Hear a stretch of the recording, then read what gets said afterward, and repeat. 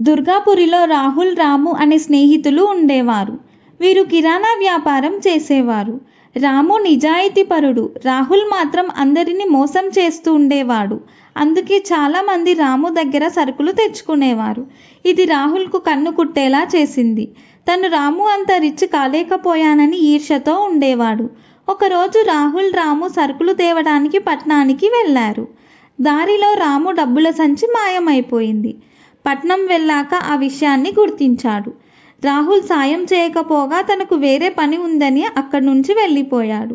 వెంటనే స్థానిక న్యాయాధికారికి తన డబ్బు సంచి పోయిందన్న విషయం ఫిర్యాదు చేశాడు రాము. తనకు రాహుల్ మీద అనుమానంగా ఉంది అని చెప్పాడు. న్యాయాధికారి రాముకు బస ఏర్పాట్లు చేశాడు.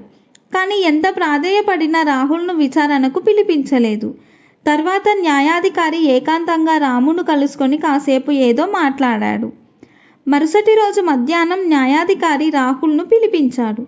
దొంగతనం గురించి అడిగితే ఏమని సమాధానం ఇవ్వాలో ముందే మనసులో అనుకొని సిద్ధంగా ఉన్నాడు. కానీ న్యాయాధికారి మాత్రం, ఎన్నాళ్ళ నుంచి సాగుతోంది ఈ భాగోతం? మీ ఇద్దరు తోడు దొంగలే కదా అన్నాడు. రాహుల్ బిక్కుముఖం వేసుకొని నిలబడ్డాడు. నిన్న నా సైనికులకు రాము అనుమానాస్పదంగా తిరుగుతూ కనిపిస్తే తీసుకొచ్చి 4 తగిలించారు.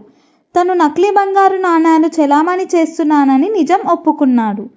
నిన్న తను నకిలీ నాణేల సంచిని నువ్వే కొట్టేశావని చెప్పాడు. నిజం ఒప్పుకుంటే తక్కువ శిక్ష.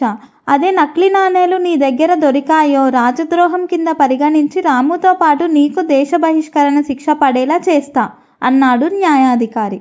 వెంటనే రాహుల్ తను సంచిని దొంగలించానన్న విషయం ఒప్పుకున్నాడు. అప్పుడు ఇదంతా నాటకం అని, దొంగను పట్టుకునేందుకు ఇలా చేశానని అసలు విషయం చెప్పాడు న్యాయాధికారి. తర్వాత రాహుల్కు 3 months కారాగార శిక్ష విధించాడు. తన ఈర్ష్య తనకు ఈ అవస్థ తెచ్చిపెట్టిందని చాలా బాధపడ్డాడు రాహుల్.